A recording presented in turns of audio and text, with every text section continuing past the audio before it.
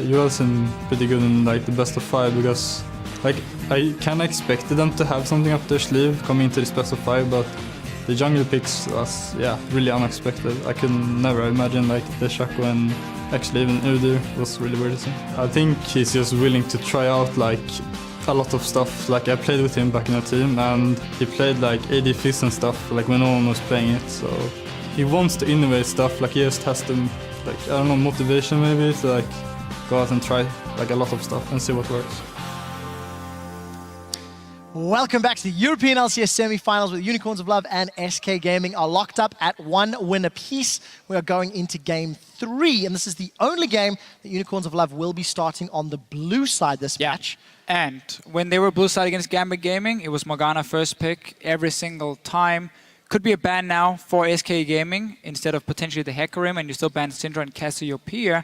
And then you see what the first pick could be for Unicorns. I don't think there's anything that would tilt SK Gaming. Anything there, they really need that Unicorns could first pick. Well, Svenskeren and Forgiven definitely carrying super hard in that previous match, showing no signs of weakness. So remind everybody what they're playing for. It is, of course, a spot in the in the Spring Split final for championship points. That's what I wanted to get to. Of course, if they do end up winning, they will be playing for 90 points. If they play second, 70 points. If you were in the third, fourth place decider, 50 and 30 points. It's just something we want to keep reminding guys at home. There's 3 ways to get to Worlds. Win the summer split, have the highest amount of championship points at the end of the year, or win a regional qualifier. So it gives you best team summer, best team year, and best team patch. Yeah, basically, and by the looks of it here with SK and Unicorns of Love, compared to, let's say, Fnatic and H2K we saw yesterday, these 2 teams here, they have made quite a lot of mistakes in the first few games we watched. They have to be careful.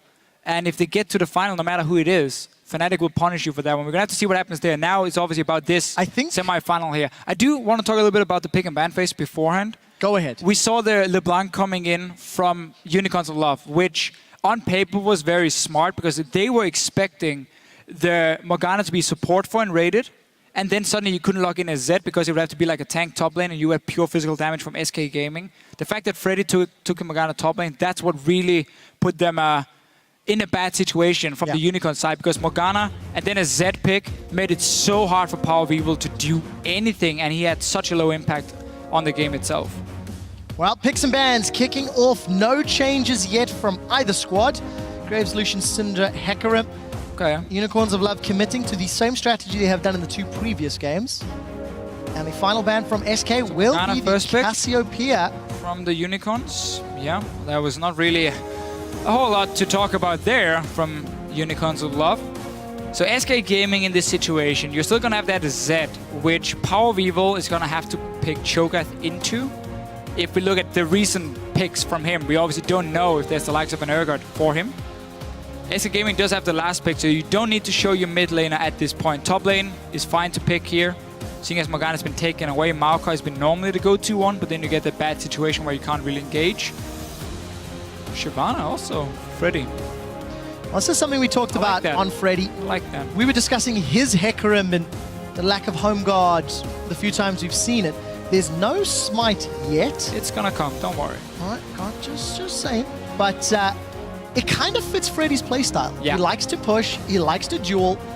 With the burnout, he's even going to be able to roam between lanes if he needs to move instead of TP. And he can also invade into the enemy jungle. If a lot of things are going on the bottom side of the map, that's where Freddy normally likes to really get in and take away camps from the other jungler. He can do this on the Shyvana, now also swapped over to the Smite, obviously.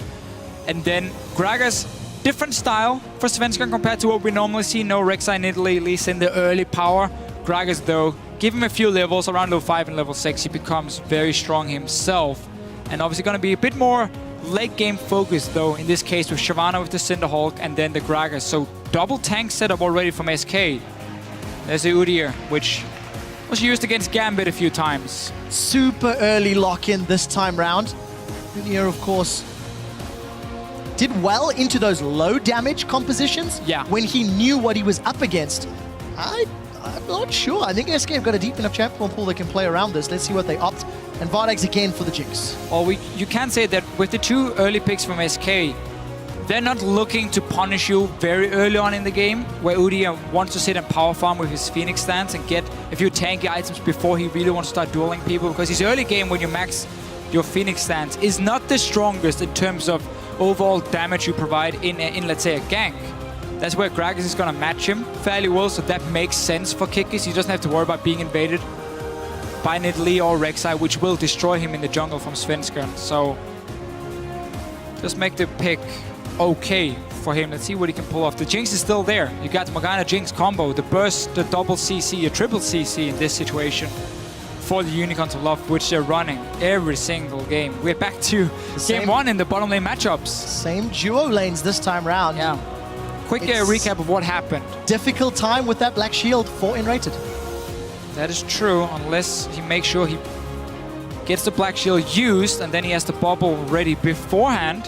What happened last time was Svenskeren came down on Rek'Sai with a very early gank, which put Forgiven and Enrated in a very good situation. They kept pushing the lead in that lane, had quite a CS lead, and then we hit level 6 on Jinx Morgana, we had the all-ins, we had the TPs, and that turned it around. Vardax picked up like 3 fairly early kills for himself, so despite losing in farm, he got so much gold from the kills. And Power of Evil on Orianna, the champion which Gambit decided to gift him 4 kills at 16 minutes. 6 minutes later, 22 minutes, he had a Death Cap, a Void Staff, and an Athene's. He was the most fed Orianna I've seen in a long, long time. SK Gaming is not looking to do the same. That would be pretty bad at least. Interesting for Chachi, opting into the Scion over the Maokai, despite it being available. There's a very heavy, beefy front line. There is team fight power. It's a kite comp. There's a lot that Unicorns can do with this comp. Yeah, the reason he goes for Scion here, not the Maokai, is with Scion you can kite back with your team and you can use your Q to kind of zone them away, because you always have to respect that knockup that comes in. You have to slow from your E as well. So Unicorns of Love here, same comp they ran against Gambit, almost the same at least.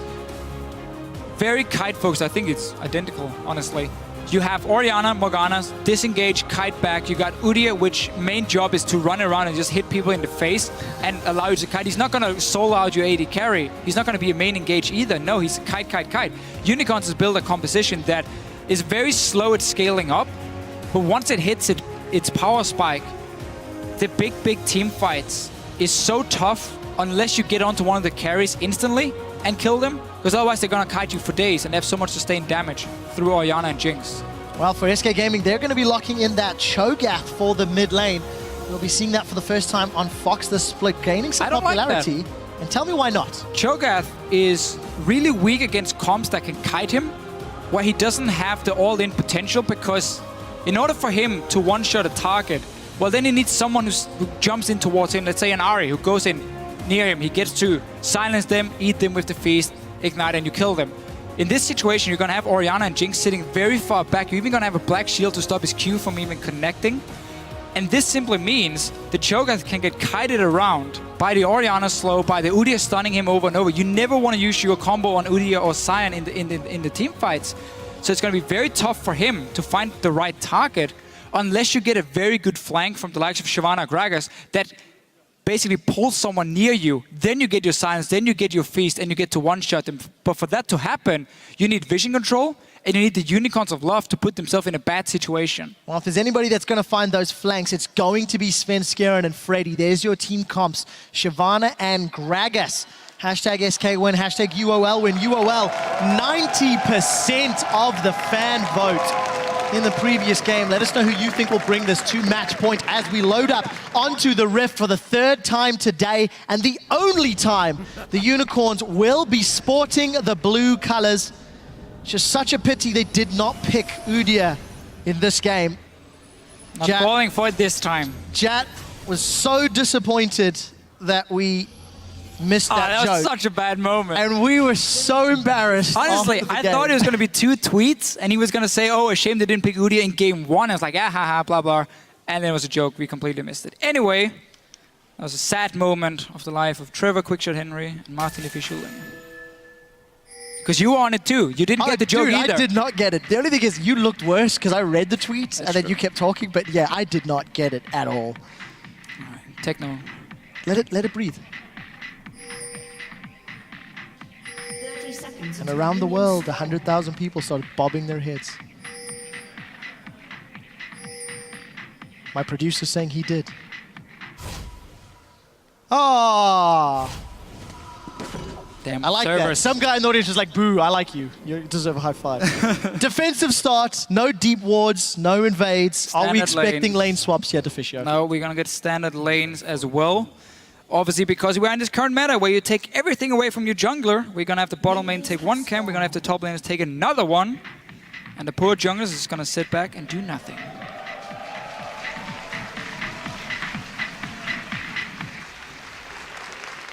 Yay! So let's find out which jungler can make the most of the early game. I'm so surprised about this Cho'Gath pick, because whenever I talk to some of the mid laners in the LCS, they're like, yeah, we never want to pick him if we can get kited around, if there's not like a clear target we can one-shot. And this was the last pick from SK Gaming coming in. Let's see if they can do anything in the laning phase. Obviously, back to their game one kind of strategy in terms of pick comps and sorry, in terms of the composition and the play style from SK, not the 1-3-1 assassin mid lane, roam around the map. No, this is very team fight focused for both teams. And then you obviously have the double smite now on SK Gaming, which you can use if you get a lead in your lane to start invading in on the jungler. But Orianna and Cho'Gath, that's going to be a bit of a farm lane. Oh, Enrated gets caught by another skill shot early, but there's not enough damage this time round. Here the level 2! Level 2! No flash bear slap today, but Enrated forced to flash away defensively after eating a Hillesang binding. Got to be very, very careful to not get caught out like we saw in the previous game. But does have some sustain, burning through those biscuits and healing up as best he can. Here's the downside though, if you go for this level 2 gank in the bottom lane. You show yourself on the map, so Svenska now can pick where does he want to go and which camps can he take. Luckily for Kikis, then Svenska didn't start on the blue buff, and therefore he gets to take one as well. And Svenska started his own blue, he'd obviously just run across the map, potentially been able to steal it away from Kikis. But that is not the case here. So both junglers are taking each other's camps and buffs. One extra one here for Sven with the Grom still alive on the top side. Well, we'll see who can continue to grow their lead. Fox farming up defensively against Power of Evil. He's using that command attack just to bully the little miniature Cho'Gath. Of course, Cho's passive is going to keep him relatively well sustained, so not feeling the pressure yet. It's Carnivore powers, and we do see the wave being pushed back, means Power of Evil no longer at risk of pushing past his own river. And we're most likely going back to the game one fairly passive early game in terms of what we expect to happen. There's a lot of fights going on, but none of the laners have any clear-cut kill pressure on each other. Farm lane in the mid lane, you got that shield from Orianna, you're going to go for Athenes, so the one-shot potential of the Cho'Gath goes down. In that sense, Vardex and Hillesang, they want to wait for level 6 before they start going for any all-ins. And of course, the two big tanks in the top lane should never really be at a threat of dying to each other either. It's going to be about the junglers instead. Sven already got an early pink ward. As always, focus on the bottom side. Leave Freddy on his own on these tanks here. You want to secure your mid and your bottom lane. First gank onto Power of Evil here. Scaren's bringing presents, and it's going to do a little bit of damage. I did think more was going to happen. Power of Evil able to block a lot of that damage with his Command Protect. All of a sudden, Kikis almost ran into Svenskeren. Still got his flash available, level 3 this time round. Didn't get a sweeper on and the first Turtle. back. There's no flash for Enrated, but Kikis is right on top of a ward. And the bubble's going to give away the position. A couple of auto attacks plus that explosive charge means Kikis is not going to be able to set anything up. And this time round, we're given an Enrated grabbing some control of this lane despite that early dark binding that caught Enrated out. And we might see a little bit of a fight over the river here on the bottom side soon. Kikis had a pink ward. I was expecting him to try and place it where Sven's gonna put down his, and then you had the 2v2 going on. But obviously because Power of Evil is falling slightly behind in the lane, is almost out of mana, you couldn't really contest it had you placed it, so you had to go for the very defensive one, which was spotted by SK, and with them also pushing the bottom lane, they get to clear it out. So this is simply because of their lane match, or because of the matchup in the middle lane going in favor of SK, then Unicorns of Love had to go for defensive first pink. It's the small things, but it matters. Now you can see how there's an easy route for Svenskan to gank if you want to go down. near the dragon and then towards the mid lane again. We'll keep a close eye on whether or not Svenskeren can have that impact. He's level 4 at the moment. We touch on how Gragas can do very well as the game progresses. Kikis, rather, Vizichachi gets jumped on by Freddy. And nothing comes of that particular bout. And that's the thing, if you look late game, both comps have great scaling.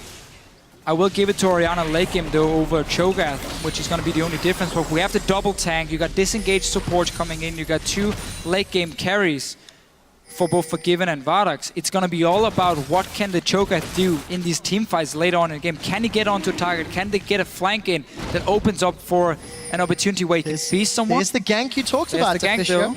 There's no explosive charge, but it may not be needed. Vardax and Hylissang very deep up the lane. Black Shield is on. Where is the bubble? Darkbinder, Cat's Enraged on the background. Black Shield's not going to be enough. Vardax forced to flash and heal, but does make it out. Here comes Kikis. Nothing else will be able to follow, but successful gank. Burning the summoner spells of Hylissang. Keep in mind, Forgiven did use the flash there, though. Just a very good read from SK Gaming. They knew the pink ward was there earlier in the tri-bush, and that was cleared, and they had their own ward, so they saw the Unicorns never placed a new one. So there was an opening. At the same time, you had the pink in mid, and you had the Rift Scuttlers being alive. Svenska knew there was nothing that could spot him going in for that gang. Now, Dragon as well. You force a few summoners bot lane, you might get one of them back to base, in this case Vardax, and you get yourself a free Dragon. This is all being built up from the vision control SK Gaming got in the early game that set up that gank here for Svenskeren. The advantage then to SK in this third game. Forgiven and Enrated still sticking around in lane. Vardax has been able to return. It looks like Enrated has started to back off. As we take a look, top lane, 62 CS to 63. Freddy actually opting to start with that Barmy Cinder. Get some more AoE, get some more wave pushing power. And we're just going to continue to farm up. A lot of tankiness between the respective top laners, and it is just this farm fest until we start seeing those teleports really coming into play. Hylissang, first time leaving that lane, knowing that Forgiven and Enrated were away, means he can get rid of that pink ward that stood for several minutes.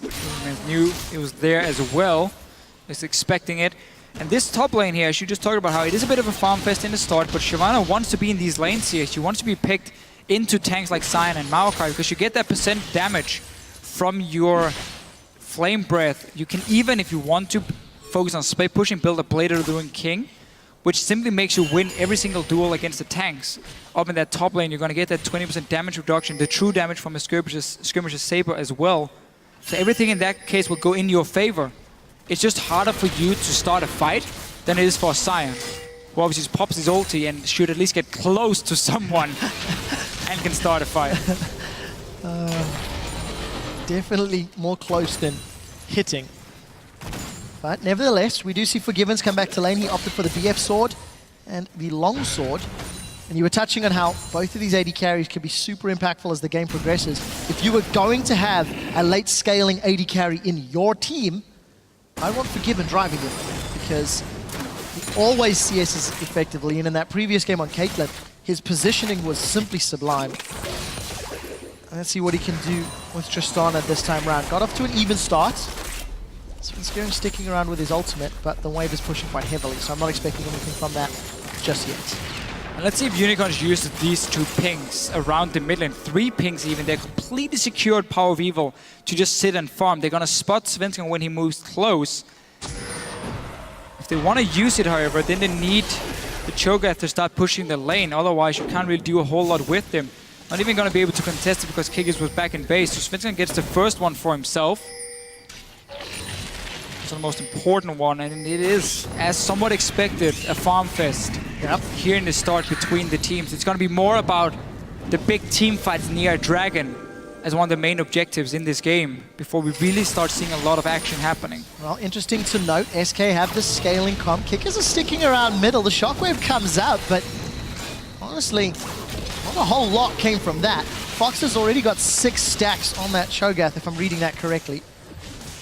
A lot of hit points to burn through, 1,900 at level 9. Very, very beefy indeed. And of course, in game 1, SK picked a scaling team comp. It did not work out effectively for them then. only reason it's interesting to note is it is a departure from the traditional split games, the style that got them to 15-3. And we'll see if they can handle themselves better now in this third game in a best of 5. Freddy talked about in the opening feature here, saying we have more than one play style. And they are showing here, they're not just relying on assassins and 1-3-1 split pushing. If it works for them, that's what we're going to have to see later in this game here, if they could pull off these team fights at all. Hillsang not connecting. No, not this time around. Very even most lanes. SK, though, as we tend to see them, do get a small CS lead. I mean, Forgiven against Vardax. Forgiven's average CS at 10 minutes compared to the other AD carry over 18 games in the regular split was plus 12 for him. So he was on average 12 CS ahead at 10 minutes. That's insane. Nobody was even close to him. I think Freeze was like number 2 and he was like 4 CS ahead at 10 minutes. Vardax was on average down 4 or 5 CS. So obviously it's a bit of a mismatch in terms of AD carries in the laning phase, and as we often see, Forgiven is ahead. Not by a whole lot. And now we have to see if Hillsang and Vardax can go for some of these all-ins. Statistically, it's going to grow because at 20 minutes, Forgiven gets to 23 CS ahead. Vardax falls 16 CS behind. That is a very, very large disparity. But no kills just yet. Still waiting for first blood. And despite that first Dark Binding earlier, Hillsang has not had the same level of impact that we've come to see. Power of Evil out of mana, just using that Shockwave to try and get some pressure on Fox, or try to keep him behind, but really not in a great position at the moment. No, and these ping wards here being placed from the Unicorns invested a lot of gold into them. Actually just smacking into the wall. I think he was expecting a bit of a dive here, maybe taking damage from the W of Freddy and then trying to stun him on the tower. But these ping wards here that you invested gold into from the Unicorns of Love have done nothing. They haven't been able to defend them whenever Svensson cleared them out. And the gang's mid lane, well, you have an Athene's only... not an Athene's, Chalice only Orianna with no mana. So you had no kill pressure on the Cho'Gath either. And simply these ping boards, just a lot of gold invested for honestly nothing for the Unicorns of Love. Well, so far Fox is doing a great job on this Cho'Gath. Got a CS advantage. You could maybe say expected against an Orianna. Going to be a farm lane, so praise to him for mechanically doing a good job. The difference is Cho'Gath gets a lot of mana back himself, where Orianna, in order for her to try and push it back, she needs to invest a lot of mana. That's why Power V was out of it, and that's why he's slightly behind it in farm. Let's see what Svensson can do. There's no ulti because he used it on the Raptor, but the big deal here is the fact that Freddy on Shyvana, as we talked about against these tanks with the percent damage from her E, with the Skirmisher Saber giving some extra true damage as well, you can keep pushing that lane here.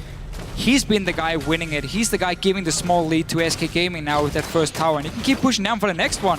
Get a deep ward in near the blue buff and you're gonna be fine. You're not gonna be ganked by an Udyr. Well, simply put, SK Gaming... Oh! Was that animation stolen? I think Vardax stole the crab. He did! That's a blue crab. Vardax nicked that one. Kikis is gonna back away. I was saying before that little cheeky play, SK Gaming is pulling an advantage in every single lane. They had a CS advantage, AD carries just recently went even out. Mid lane's winning, top lane's winning, towers fallen, dragons already secured. Everything considered, SK has got a strong early game. If you see the Chilling Smite comes out, the Flash Dark Binding connects on Svenskeren. Black Shield is up, the Shockwave does not connect. That was everything. And Svenskeren body slams over the wall. Didn't even need to flash, but they did get Fox's flash thanks to the Dark Binding. But this gives SK Gaming now an opening to start their dragon if they want to. They know there's no ulti on Power of Evil. He has no mana either. Blue buff is alive, so if they see him leave the lane, they might just expect him to be at that blue buff, and then you can once again go for the dragon when you know he's on the opposite side of the map. There's a lot of ultis invested. Flash as well from Hillsang onto Agragas, who just body slammed the wall. Yeah, managed to get out clean. Shockwave maybe a second late. Here's the dragon, here's the Orianna on blue buff. As you touched on in the previous game, in fact, Fisher. Once the team starts blue, they forego control of the pit. Especially when their mid lane is out of mana, he doesn't really have a choice. He can't fight. He needs that blue buff to sustain himself. Oh, Super Mega Death Rocket went in a little awry, despite even having vision. Svenskeren was just able to sidestep that one, so ultimates and cooldowns being blown. And it's SK that secured Dragon number 2 at 15 minutes. That's relatively early if they want to go for the 5-dragon victory. They do have great control and they do have great team fights in that pit, especially considering UOL ideally want to be kiting back, as you've highlighted many times in picks and bans. It's going to be the main objective of their compy, and then you wait for Hylissang to land a binding, and you pile all this CC just onto one guy. Freddy even took the blue buff away from Power of Evil. SK Gaming is a bunch of bullies. Power of Evil is not having a great time. Definitely not. But on an Oriana, you kind of expect that. It is a champion that scales up. You don't tend to think of Oriana having that great. No, but that's why you need that blue buff. This is one of the good things about having Smite on your top laner, is if you're in this situation where there's 0 kill pressure on you from an out-of-mana Oriana and a Scion, you can roam into that enemy jungle, you can contest these buffs here, take away some of their camps, and then you just get so strong in the late game where everything starts stacking up for you, which obviously is the whole goal here for Freddy and SK, and they can be super happy with how this early game has gone, because they're getting all the farm they need. So, got the dragons. Deficio, I have to ask now, we're approaching 20 minutes. No kills yet, no indication that either team even is looking for a team fight. What do each respective squad have to do to start getting advantages and take control of the game? As it stands, I would go dive the Jinx, because she's immobile. While she does have a black shield, and you need to make sure you can see where the people are. You can move away from Power of Evil. This fight here is not going to do a whole lot, because again, Power of Evil doesn't have a lot of mana. Shockwaves though. Shockwave hits 2 feet. Might have been lying to you, Trevor. The Feral Scream doesn't connect. It's Kikis that gets first blood. Vizichachi comes in and he takes down Santa. Wow. 2 kills for Unicorns of Love. You don't need to dive when Unicorns are able to respond to an invade and get 2 kills. Yeah, we just saw what SK Gaming wanted to do. They wanted to move to the bottom lane when Power of Evil was fairly low on mana and go for a play on the bottom lane. But then they get into 2v2. It's gonna be 1 at least. They're going for next. They got the Jinx. There's gonna be 2 towers sitting there saying, nothing is gonna happen. Shockwave gets pulled in, and suddenly 2 guys dies. 2 towers dies as well. This was their exact opposite of what SK Gaming wanted to happen. Unicorns of Love run Udyr and Oriana, go even or behind, and then somehow get gifted some kills. The same happened against Gambit to a much larger degree, let's be honest. But SK trying to just ward up the jungle, and it's Unicorns that responded. Talk me through this one. Right, so basically what's happening here is SK sees Power of Evil being low on mana. They think they can make a play on the opposite side or down the bottom side of the map where he won't be able to roam down with them. But because they're just running around in the damage from Power of Evil, and of course the damage from Kikis with his Phoenix Dance, when he gets enough time, and he has a Cinderhulk as well, he will slowly get you down. And we saw why Cho'Gath has problems if he cannot get that one-shot combo off. It was flashed away, there's no damage on Power of Evil, fight for Unicorns. And that's something you highlighted as a major factor in picks and bans, not liking the Cho'Gath, because he doesn't want to use Feast on an Udyr. He doesn't want to use it on the front line of Udyr and Scion. And if he doesn't have Flash, he's going to get stunned and slowed on the way to that back line of Unicorns of Love late game, and he's never going to get a target to Feast. That's one of the reasons. But I think what SK were doing, they could have done it 30 seconds later. Power of Evil would have been out of mana by then if they just kept pushing in the mid lane, and then you went for that roam to the bottom lane, you went for the dive potentially on the Jinx, and you got a bot lane tower for it, and that's how you would start snowballing it, because you knew the out of mana Oriana would be able to follow. Power of Evil had enough to fight right here, and that's what backfired for SK. Well, 20 minutes on the clock. Let's take stock. 2-0 in kills, 3-2 in towers, as Unicorns of Love knock down the bottom lane outer. Dragon is up in 1.5 minutes, and it's SK that have had complete control of the pit. But without the towers in and around that area, maybe Unicorns could set up some vision. We'll see if they decide. They have littered wards in the river, as well as 2 pinks, in fact. And Freddy has teleport where Vizichachi does not. So keep an eye on that. Ooh, Faith is wavering.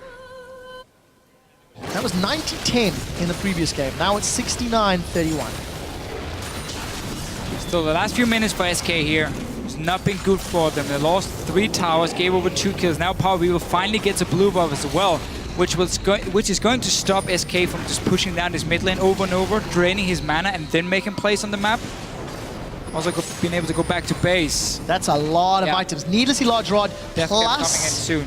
blasting wand. Also something to note, Vizicachi, Frozen Heart plus Spirit Visage Kickus, as well as the Frozen Heart, to try and counter both Shyvana and Tristana. Both get a lot of auto attacks off in a team fight. It's also because both of them really want cooldown reduction, which is obviously like this. Often the trade, do you want Randy and Zoman, do you want a Frozen Heart? And there's a lot of things which matters here. Randy and Zoman with the HP is great with the Cinderhulk, but cooldown reduction is so important on an Udyr and a Scion, because all you have to do is peel for your carries, and you need multiple stuns coming in, knockbacks or knockups, and you need slows. So important. The tidal wave used as the dragon spawns, not going to be available for the fight. Kickus is running into Forgiven. The bubble does connect. Well spot played there as Vizicachi runs straight into a wall. Rocket Jump was the only thing used from Forgiven to get away. Take a look at the command attack, trying to zone away members of SK. Vizicachi, explosive charges on his Kickus, does get a stun onto Freddy. Here comes Freddy, Dragon's Descent. We do see the binding onto Fox, that's going to keep him in play. Kickus knocked back by the barrel. Shockwave onto two tanky members of the team. Svensker is the first to fall. Reply with Freddy. Here comes Fox. Bubble onto Power of Evil. Command Protect keeps him alive. Forgiven, finally the focus. Does get caught by the Zap, and Vardags is trying to run him down. Is going to throw down the Scrying Orb. Command distance for the movement speed. Zap flashed away. Unicorns of Love get 3. SK unable to get to the carries. Yes, and this is exactly what we were talking about in the pick and ban phase, and why SK Gaming is going to be in problems in this game here. Notice the difference between Power of Evil and then the likes of a Cho'Gath in a fight like this here. Let's see it again. The two tanks on the front from Unicorns of Love, that's great positioning. Even Shyvana doesn't get a flank, so there's nothing really hitting on Vardags or Power of Evil at this point. Cho'Gath on the other side. Kickus just stays alive as well, and you can see how SK Gaming is simply unable before the very end here. Power of Evil gets knocked up, moves into it, then gets bubbled. We get the feast finally, but it's not enough, and you simply had no damage on these carries here in the back line. You couldn't get to them. Unicorns of Love come out with another team fight victory. They get themselves a dragon. And we did catch just in that little picture-in-picture that Vardags almost got blown up by Forgiven. But it was not to be the case. Forgiven still with a sizable CS advantage. This guy does not CS at anything lower than 10 CS a minute minimum. And when you see Kickus even able to defend the Gromp, I believe. Vizicachi's going to catch Freddy. Hylissang's going to root him in place. There is no Dragon's Descent yet. Power of Evil's running down with the red buff. And it will be Power of Evil that secures his 3rd kill of the game, as well as that death cap. Freddy, unfortunate this time around to get caught on that counter jungle. Yeah. And all the Unicorns of Love have to do now is whenever they decide to fight around an objective, make sure you have proper vision control so you can see the TP coming in from Shyvana. She's the only one who can flank in behind you, get to your carries properly, and actually lose you a team fight. So whenever the next dragon spawns, look for Unicorns to move down 90 seconds before. Defensive pink wards, so you can see if there's any wards behind your carries that they can teleport to. And then ward into the entrance of the blue buff, and you see SK walking in towards you. And you just decide to fight, because your late game is absolutely fantastic. You already got a big goal lead. You don't have to take any chances anymore. As long as you see the Cho'Gath and the Shyvana TP, you're fine. Wow, tower's gone, and Freddy's not even able to complete the teleport. Officio, we're 25 minutes in. The Morgana pick has impacted picks and bans, and it has encouraged a scaling comp from both teams, as it did in Game 1. In Game 1, Unicorns had a near flawless control game. They played the objective smart, they didn't fall too far behind in the laning phase. It seems that in this series, when SK is playing these slower, stallier late game comps, it's Unicorns that has the edge. In Game 2, where it was chaotic in early game, then more determined for SK to make aggressive plays, SK seem more at home. I feel like it's just that SK Gaming is making 1 or 2 big mistakes in the pick and ban phase when they want to play these slow scaling comps. In Game 1, it was the fact they had 0 engage. Like that, the Maokai into Morgana. You're never going to start a fight against a heavy poke composition from the Unicorns of Love, which just sniped them down every single time. In this game, it's the fact you pick a Cho'Gath as the last pick against a very heavy kite composition, where you need to completely outplay the other team in order to make this Cho'Gath work and get the kills on the carries. SK Gaming is not completely out of the game. They can still get that one shot. They can still get onto Vardags or Power of Evil. But they need Unicorns of Love now to make a mistake and outplay them, honestly, in order to get there. This game is Unicorns loves to lose at this point. One of my favorite ways to explain a lead. It's their game to lose. Unicorns did make positional errors in the last game. Let's not forget that fact. And it did cost them. It did cost them one game in this best-of-5 series. Freddy may be caught out again. Look at all of the Unicorns around him. He's got his Dragon's Descent to get away. Let's see which direction he opts to use it. Kickers is sticking in the river, waiting for a reactive play from Freddy. Freddy's still holding onto that Descent.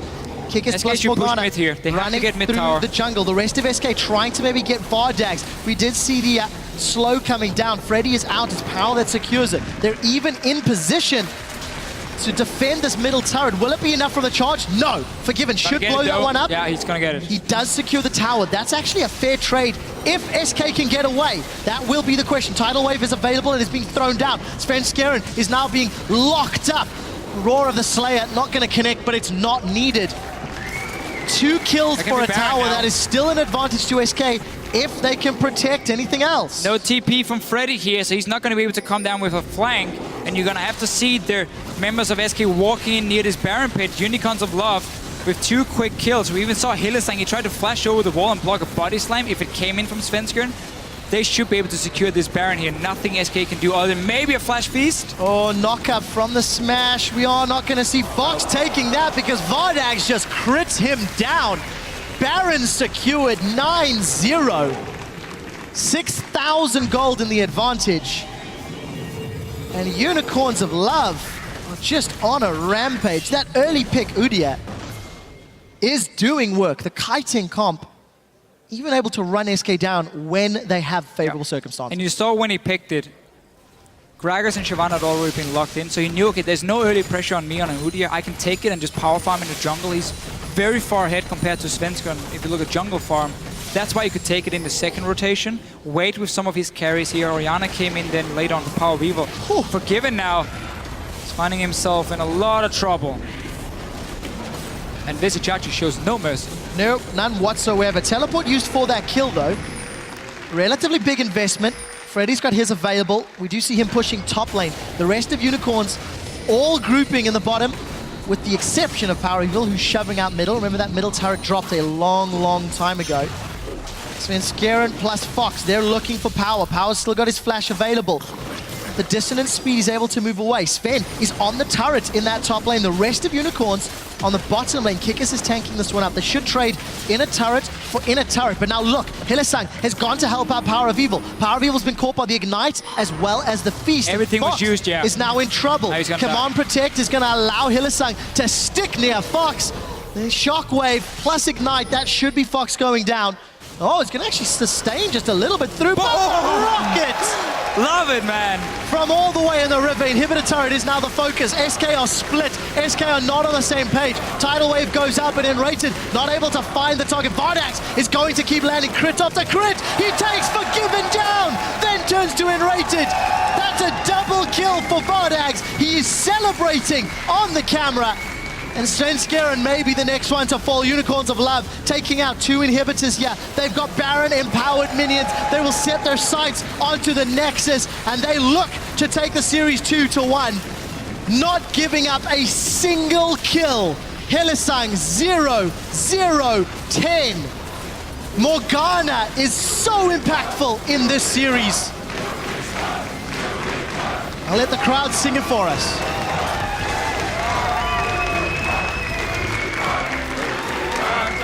Yeah, I feel like we honestly talked about it already.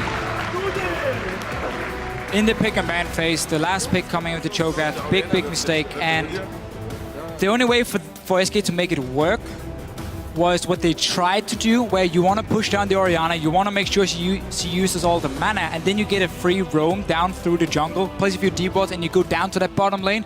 You have Tristana who can then fast push down the tower, or you go and dive to Jinx Morgana. That's the way to use the Cho'Gath, which is what they tried to do.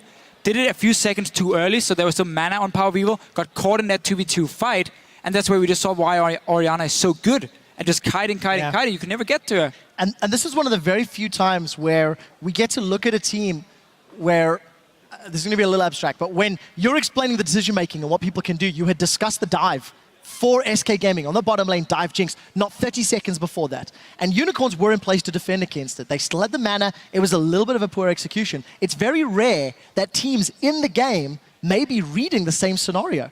You know, Unicorns of Love, having the ability to respond, you have to praise them for that. Yeah, you have. And you have to remember that Power Vivo was the first mid laner to play Cho'Gath here in Europe. So he knows that matchup. He knows, okay, what can Cho'Gath do here to win the game? Okay, he needs to get out of this laning phase. He needs to get down and make a play somewhere while he can feast the target and one-shot them. So he was like most likely expecting all of this to happen because the laning phase was just going very slow for both. SK got 2 dragons as well. But the problem was, yes, you get 2 dragons.